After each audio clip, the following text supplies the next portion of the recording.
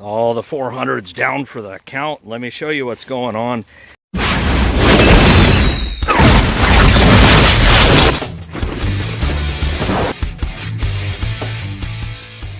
I gotta give a couple of you credit. All right, the last video, which was me scooping and leveling and playing and this and that and the other thing,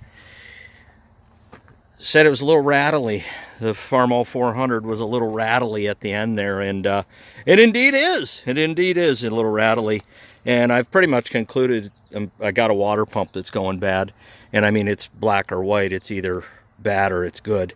And what happens is with these, you can see right in there, there is a zerk in there, and you got to grease that. And I have hit it with grease, but it doesn't matter if the previous owner didn't. I always thought the Farmall 400 water pumps had two zerks, kind of like what's on my M. And but yeah, you gotta grease these. These are greasable, and it actually makes them nice. So I'm going to tear this thing apart, and not in today's video, but I'm going to tear this thing apart. And according to H Turbo, I got to tear out the radiator. I need to take video and pictures of the shroud. Something's weird going on with that as far as reassembly, and then get right into the water pump and take that out and replace it. But you know, the tractor needs going through anyways, right? I mean, you know, I didn't buy the thing for the price I did thinking that it was somebody else did all the work and I wasn't going to have to do anything. I mean, but I figure when I have this water pump out, I'll probably go pressure test that radiator and maybe even have it record. I don't know. It depends on what the cost of a new one is versus having this one reconditioned, and you know, do all the hoses and whatnot. So be pretty cool. And that's another good time to, it's on the other side of the tractor, have the generator rebuilt. So yeah, the Farmall 400 is down for the count.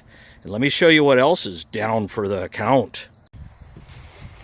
If you've been with the channel more than a couple of months, you know that I pretty much busted my butt working on this sweet corn patch, more so than any other sweet corn patch I've ever grown. And you know, kept the weeds out from in between the rows and this and that and the other thing.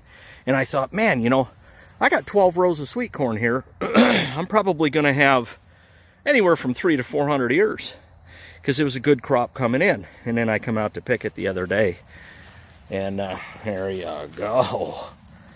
I mean, it just got absolutely pounded, devoured, and otherwise by raccoons. They found out that it was of savory flavory, and they come in and they put a beat down on it. And I'm telling you, this is really my fault, because I haven't trapped raccoons in probably 2 years, and their numbers are definitely getting out of control, hands down. And they pick only the finest, and I don't know with the grass hanging over through the row there what you can see, but believe me when I tell you, there's hundreds of ears that are eaten here, and there's more right there. You know, they just put a beat down on it. And so I ended up getting, I come through here, I come up the rows, down the rows, up the rows, up, down the rows, about 15, 16 years. You know, might there be another one? I don't know, there could be. But I'm sure if there was, and that was yesterday, so I'm sure if there was, they ate it last night. So I got some work to do. And it's not on camera work, if you know what I mean. Yeah, and there's some more damage. I mean, it's just, I could show you for hours and hours and hours, but you get the picture. You also saw me spray this clover patch for grass, and I see a couple of blades sticking up here and there, and I'm not even stressed about it, but look at how nice that looks. I mean, I'll tell you right now, it's about 95% clover, and maybe even more than that. One more mowing, we got some broadleaf stuff, stupid stuff going on over there, but boy, I mean, it's just as thick as thieves. We got our first seed head going, and I was wondering when it was going to spit seed heads, but I know in the first year, which this is a first year clover patch, it delays on the seed heads. But yeah, I mean, I've got to get a hold of those raccoons in a less than favorable manner, because they'll be going to the field corn next. A lot of people blame the deer on raccoon damage. You get raccoons out of hand, and they will, what they do is they climb the stalk, it falls over, then they eat the corn on the ground. Then they climb another stalk, and they can wipe out a couple acres if you have enough of them. Well, I just pumped more grease into that water pump, and it did cut the noise down quite a bit. So apparently it didn't have enough grease in it, even though I had greased it about every other time I tap it, you know, maybe 2-3 squirts. But apparently it was so dry when I got it that it was bone dry. And so I put some grease in it, and it's cut down on the noise. I didn't want to let you hear what it sounded like before I put grease in it, because I didn't want to do more damage just letting you hear what it sounded like. So, yeah, I pumped it full of grease. Now, we do still have a fan blade tapping on the shroud. And that's probably because the pump is going bad, and it would only have to be off, what, 1/8 of an inch, maybe, for one of them blades to be tapping. In fact, I don't know if I can turn it from this side because of the power steering pump being in the way, but trust me, there's one that taps around, and it just makes a tapping noise. And so that's it. But yeah, the bearing noise is pretty much gone. The problem is not solved by any stretch of the measure. I'm not a Band-Aid guy or a Band-Aid on a flesh wound kind of guy. I'm just not. So I got one on order, and I'll be installing that. I don't know if I'll put it on video.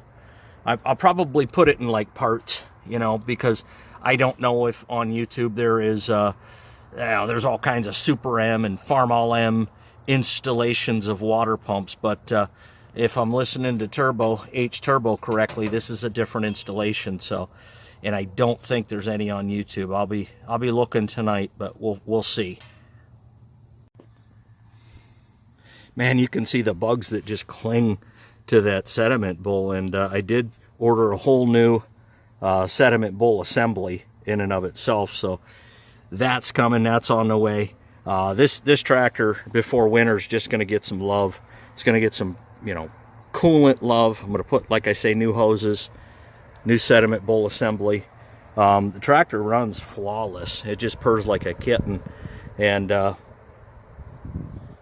that's also working well. And this is still connected, so we're good on that end of things. And really, for the price, I'm pretty satisfied with the tractor. Nothing's difficult. This is going to be a little time consuming, but it's not hard to do. And the same thing with this. This is a lot easier to do. And I'm not sure, you can go up into the tank itself with a strainer about 1 inch high or so. And I don't think I'm going to do that, because what that does to me, in my opinion, it's a lazy man's way to keep his tank dirty. You know, if the tank's dirty, you need to pull it and clean it, and that's really the fix. Not to put, you know, something that high into your tank that's got a strainer on it, and all the sediment gets to sink below it and not suck into your bowl and then into your carburetor. But, you know, for me, an inline filter answers a lot of those questions, and that in and of itself just gets rid of it's a water separator.